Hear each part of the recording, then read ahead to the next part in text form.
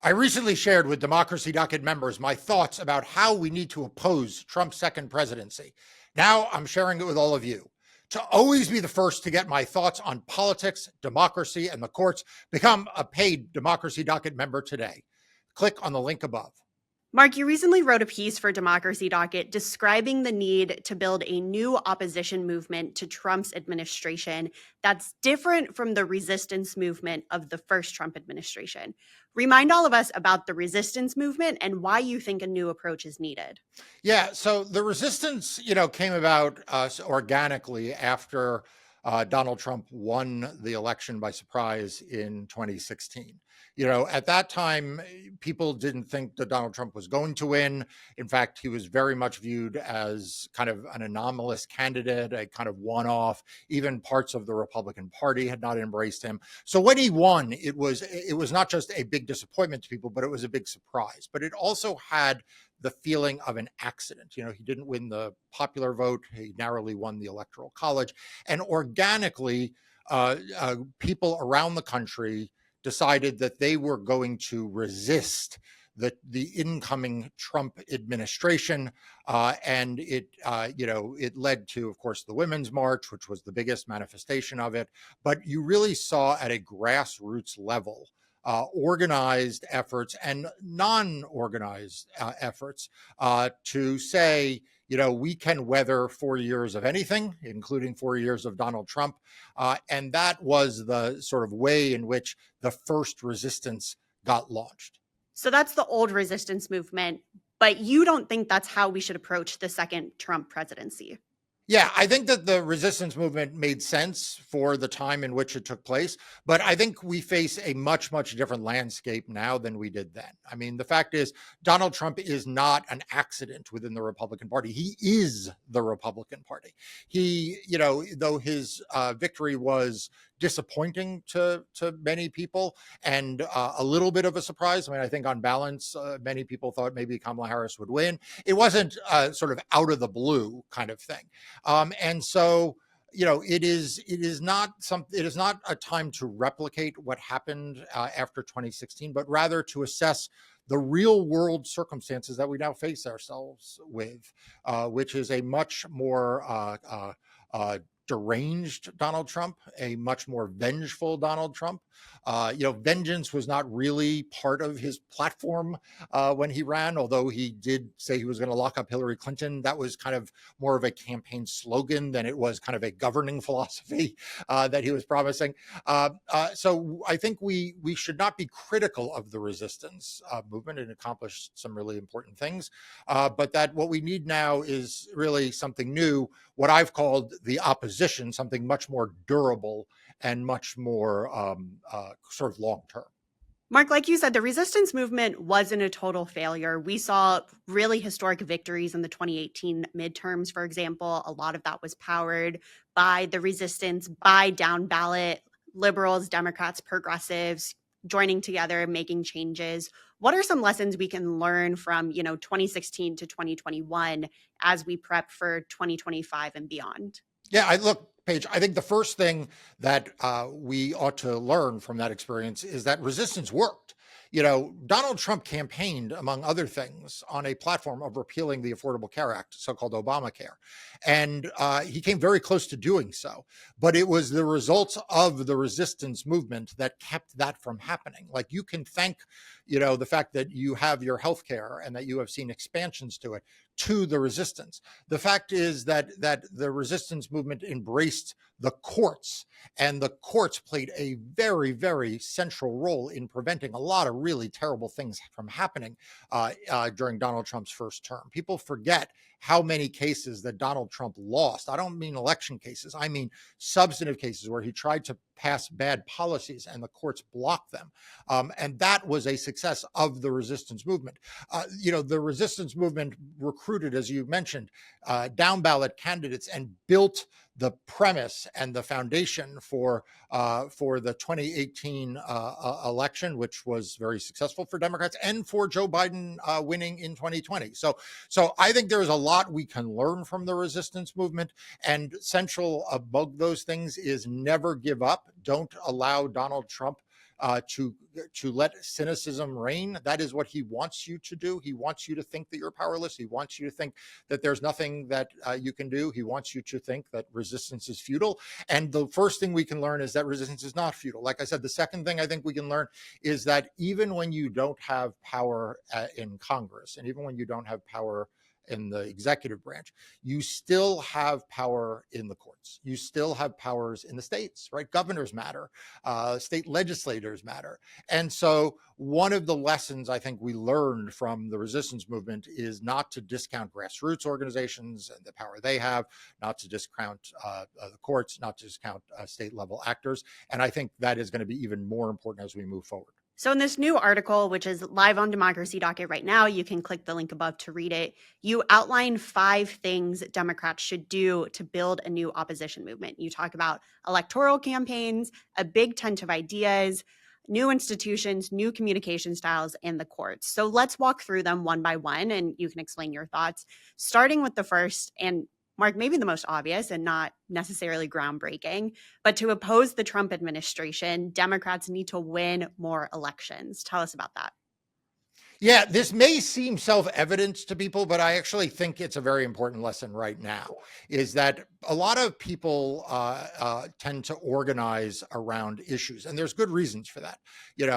Issues are why we elect politicians, right? We elect politicians so that they enact good policies, but we sometimes lose sight of the fact that we're not going to get those policies unless we change the composition of who's in office. So we need to have a new opposition that is first and foremost focused on winning elections. The difference between having a Democratic governor versus a Republican governor, the difference between having Democrats control state legislatures versus Republican state legislatures is more important, I would argue, than anything else, right? You can argue at the margin about what the policies should be or shouldn't be when they are elected, but the gap between a Democrat and a Republican is so wide that right now that is more important than the inter-party dispute about which Democrat will enact better incremental policies than another Democrat. Same, obviously, for Congress. We have important midterm elections coming up in 2 years, and the difference between Speaker Jeffries and Speaker Johnson is more important than any difference between and among Democrats. And so we need to be ruthlessly focused on how do we recruit and run candidates that can win? How do we make sure they are funded? How do we make sure they have messages? How to make sure that they are supported and not attacked by parts of the opposition? The opposition needs to unite around recruiting and running effective elections. The second thing you talk about is the importance of having a big tent of thoughts and ideas within the Democratic Party. You talk about purity tests. Do you think that's a place where Democrats get tripped up? I do. And to be clear, this is not a shot at the moderates and this is not a shot at the progressives, right? This is not trying to take a side between the Sanders wing and the Manchin wing or whatever you want to call them, the establishment versus the insurgents. Like, this is basically saying to everyone, we need to have a big tent of ideas. It is fine if you are more progressive. It is fine if you are more of a centrist. Like, we cannot spend our time fighting about whether, people should be incrementally more to the left or incrementally more to the center. That is not why Donald Trump won. Donald Trump did not win over some calibration between distinctions between Democrats. That is not why Democrats won down ballot where they won. It is not why they lost where they lost. And we need to have a big tent of ideas where people can speak freely, people can speak without fear, people can speak and roll out ideas that may ultimately get rejected because they're not good ideas, that they can get incorporated because they are somewhat good ideas, and they can get adopted because they're great ideas, right? We need to be a big tent of ideas, both because it will help us win elections, but also because, honestly, it is out of those intra-party debates. It is out of those debates between people who fundamentally agree more than they disagree that we actually do adopt new good ideas. We do cast aside old bad ideas. We cast aside new bad ideas in favor of old good ideas, right? Like, so the marketplace of ideas needs to be central to the new opposition movement. We cannot dig in and simply replicate the old fights that we've had and the old ideas and dogmas that we've adopted. Your third pillar is about institutions, both the need to create new institutions, but also, and I think something really interesting is that we can't be afraid to let old institutions fail or fall. When you talk about institutions, what exactly do you mean? Are these organizations? Are these kind of just like the norms and procedures of how we operate? To you, what are the institutions that need to change and are quote unquote old legacy established institutions helping or hurting when it comes to opposing Trump? Yeah, so in building a new opposition, we need to be confronting the reality we face. And, in some instances, the reality we face are not served well by the institutions we have had. And we cannot simply say we're going to preserve an institution, whether it is a part of government, whether it is a private nonprofit, whether it is a set of sort of ideas that have establishment support in the progressive or liberal or Democratic Party world. We simply cannot say that we need to prop up things simply because they exist. I'm very taken by some of the writings and information that I have consumed in the last few weeks about parts of the government that simply don't work for people, and organizations that support parts of the government or parts of policy that simply no longer reflect the needs of the American people. If we have a crisis around climate, we need to be able to build more green energy. And the fact is that if there are programs or policies in place that make it harder to build green energy, then we need to not be wedded to those policies and those programs.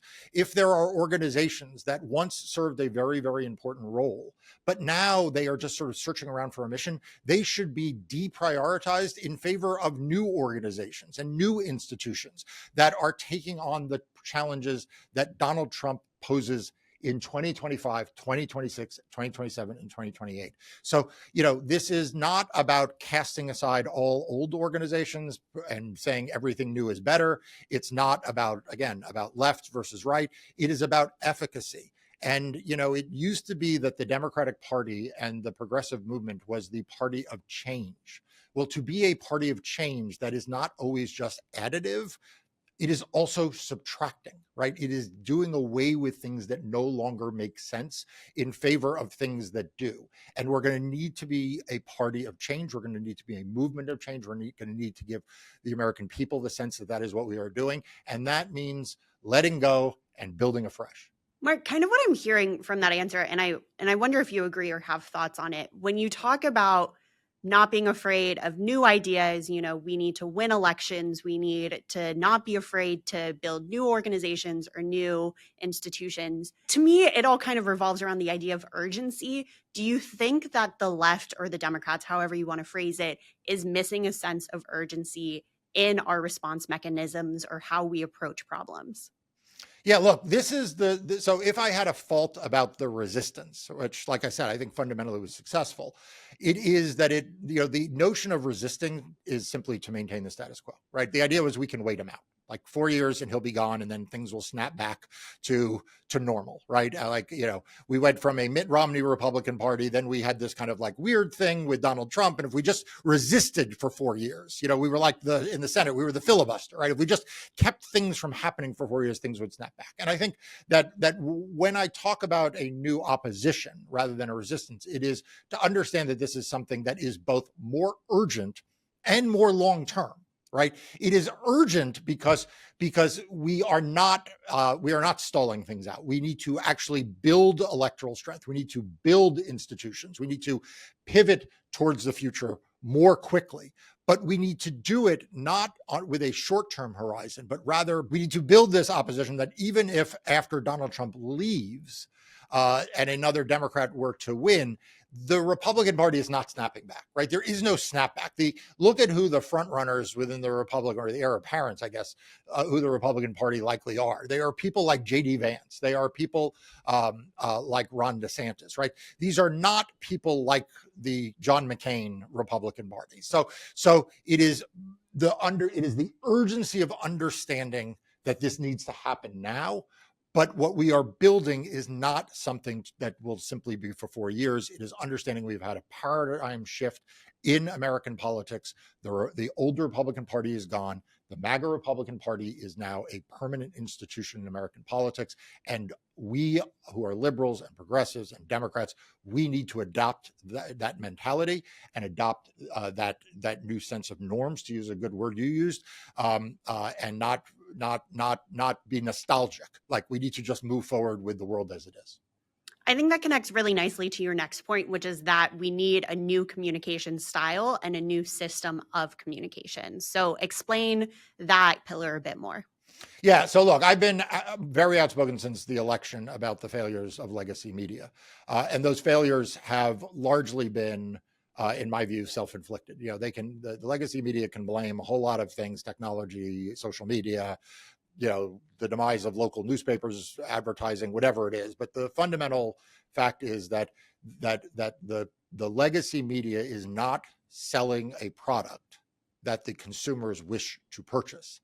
And so when the Washington Post, just to pick on one, you know, has a billionaire owner who decides that they're not going to publish an editorial endorsing Kamala Harris, and you see, you know, 8% of their subscribers flee, the legacy media's response was really telling. It was, no, don't do that. Like, it's more important than ever. Well, but that isn't how the customers see it. That isn't how the people who are opening their wallet and giving their hard-earned money, it's not how they're seeing it. And you saw this happen to CNN when it changed. You have seen it happen to a number of newspaper companies. So that's kind of been going on now, and I've been outspoken about that. But I think what we actually need for the future is recognizing something different, which is that the legacy media has convinced our political leaders on the left, has convinced Democrats, and has convinced itself that they are something special. You know, there was recently a tweet from a very, very prominent, well-respected legacy media journalist that said that if Joe Biden was going to pardon his son, he at least should have held a traditional news conference with the legacy media until all of their questions had been answered. Now, I have to be honest with you. If Joe Biden wanted to explain his pardon in greater detail than he did, and he wanted the American people to understand it, holding a press conference with like print newspaper reporters and the networks and the cable stations was not the way to do it, right? That is simply not where people are, right? We don't need a Joe Rogan. What we need is to adopt a mindset that people like Joe Rogan are important, and that the gap between talking to Fareed Zakaria on CNN and Joe Rogan on his podcast is not nearly as far as the legacy media would like you to believe. The biggest gap is who they reach, not just how many people they reach, but who they reach. And so, you know, it is time that Democratic elected officials, the prominent leaders, stop thinking about Meet the Press as the gold standard to talk to the American public. The gold standard to talk to the American public is to get on a show like Brian Tyler Cohen's, who reaches 3 million people per episode. Right? If you want to reach the American people, come to Democracy Docket. You know, we'll publish an op-ed or an opinion piece if you want, or have you on our podcast. You will actually reach more people on our podcast, as limited as it is, than you will by going on CNN. You'll reach more people by publishing an op-ed on Democracy Docket's website than you will by doing it in many, many newspapers when you look by circulation. So we need to understand that as a mindset, and then we need to embrace and lift up these people. You notice I have not called them influencers or podcasters or YouTubers, because these terms simply don't mean anything anymore. This reminds me of, for people who are old enough, you know, in the early 2000s, the legacy media used the term blogger as a pejorative. You know who were bloggers back then? People like Ezra Klein. You know, people like Iglesias, right? These were at that time considered to be bloggers, to be discounted. Now they are, frankly, in many instances, mainstream media. And so we just need to set aside these labels and just go where people are, in the formats and the mediums where people want to consume news. And we need to give them the news they want. And that is critically important to building a new opposition. Mark, the last point of your article is that Democrats should be unafraid of using the courts to oppose Trump. Explain it. Yeah, so two parts to this. Number one, we need to be unafraid doctrinally. If I read another article from another law professor who says, well, we don't want to make aggressive use of this law, or, Democrats are really pushing it when they use this legal theory, or, I understand Donald Trump's bad, but, you shouldn't be attacking his policies using XYZ argument. That is a bunch of nonsense. Donald Trump and Republicans and the right wing, they use every legal tool available to them. Every tool in the courts they will use. And the reason why I've been successful in my private practice as a voting rights lawyer is because I do the same. I don't care whether it's a doctrine that was developed from the left. I don't care if it's a doctrine developed from the right. I don't care if it's an old statute or a new statute. If there is a way to protect voters, I use that law. And I'm not afraid to do it. And I'm not afraid that if I lose, that somehow I'm going to create bad precedent. This is a time that, to break glass. If you've got a statute sitting on the shelf back there and a bunch of fancy leather books that you are afraid to use because you're making bad precedent, get out of the way and let some lawyers who are going to use it go forward, because we are facing a time in history where we need to use every legal tool available. So that's the first part of it. The second part, though, Paige, is we need to give up on this notion that we can't win in court. The fact is the resistance was very successful in court.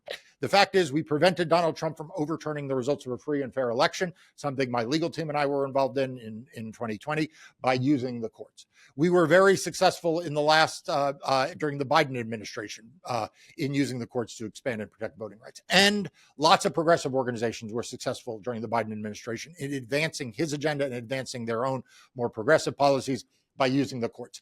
The fact is that, yes, the Supreme Court's not great. It's worse than not great. But most cases are decided by lower courts or by state courts. And Joe Biden has put a real imprint on the federal judiciary. As this is recorded, he has now appointed and had confirmed more judges than Donald Trump. You look at the total number of federal judges right now, and more than half of them were appointed by Democratic presidents. So we need to use the courts. We need to invest in using the courts, because we don't have the Congress. We don't have the White House. The judiciary is the best hope we have in the legal process to protect American citizens, to protect American values, and to stop Donald Trump from running through American democracy. Mark, you've outlined these 5 things you think need to happen to oppose Trump's presidency. I think probably the biggest question everyone has is, okay, whose job is it to do that? Who actually puts together the opposition? Everyone. If you're waiting for someone to emerge, then you're doing it wrong. If you think somehow, we're all going to have some big national meeting or some smoke-filled room meeting is going to take someplace, in the next year, and out of that is going to emerge the next leader of the Democratic Party, you're wrong. Sure, there will be a formal leader of the DNC. The DNC is an important part of this, but it is not the only part of it. It's not even the most important part of it. There will be a leader of the Democratic Senate Campaign Committee, a leader of the Democratic Congressional Campaign Committee, a leader in the House, Hakeem Jeffries. Chuck Schumer will continue to be the leader in the Senate. There will continue to be governors who are leading their states. So there'll be lots of leaders, but this has to be bigger than trying to find the one person. This has to be a sustained effort by all of us, the elected leaders, the people in civil society, the ordinary citizens, the community groups. All of us have to play a leadership role in adopting an opposition mindset, in not attacking each other, but supporting each other in our own ways, in our own lanes, to build an effective opposition against Trump, against Trumpism, against MAGAism, and to promote the 5 ideas that I laid out. Mark, you've had some ideas about what you're going to do in the second Trump presidency. What are they? Yeah, Paige. I wrote another piece on Democracy Docket, and the link is above, called The Choices I've Made. And I did this because I want to be very clear with the people who follow me on social media, who subscribe to our podcasts, who frankly subscribe to Democracy Docket, about how I am going to approach the next 4 years and the commitment I've made on behalf of Democracy Docket for the next 4 years. There have been a lot of really distressing reports about powerful people engaging in anticipatory obedience. What does that mean? It means that they are bowing down even before Donald Trump has taken office. They are telling Donald Trump now they are prepared to obey. They will obey, and they will be good, MAGA followers. And these are billionaires. These are media moguls. These are media personalities. These are business leaders, people who, otherwise strut around America saying how they are the most powerful people and the most innovative people. And they are flying their private planes to Mar-a-Lago to kiss the ring and tell Donald Trump that they're on his team. And I want people to know I've made a choice too, and I'm not going to do that. And democracy is not going to do that. Democracy Docket was founded in 2020 to provide accurate information about democracy in the courts. But an unspoken part of the commitment that I made when I founded it, and that we make every day, which is now I've made very explicit, is that Democracy Docket will not obey. Democracy Docket will not bow down. Democracy Docket is a fiercely independent news and information source that is not beholden to any billionaires. It doesn't have any venture capital investors. There's no private equity, money behind it. It is supported, frankly, by the people who watch this video, by the people who subscribe and become premium members. It's one of the reasons why we started this video, by asking people to do that, because it is going to rise and fall not on whether it bows down to Donald Trump or whether some corporate billionaire has it in favor or not, but rather it's going to rise and fall based on whether or not the people watching this video think it's useful, whether the people who get its newsletters think it adds value, whether people become paying members or not. And that is the commitment that I have made. That's the choice I've made, that we are going to resist the temptation to bow down and try to accommodate MAGAism and Trumpism. So that's the choice I've made. That's what Democracy Docket will be up to. So as others come forward to lead this opposition, I can promise them Democracy Docket will be a voice. It will be a platform. It will be a place to share ideas. It will be a place to inform. But most of all, it is not going to toe the line that Donald Trump wants towed, no matter what he says, no matter what he does, no matter what he threatens. So that's the choice I've made, Paige. That's the choice we've all made here at Democracy Docket. And I hope it is the choice that everyone watching this video makes as well. Thanks for watching this episode of Democracy Docket. We will see you next time.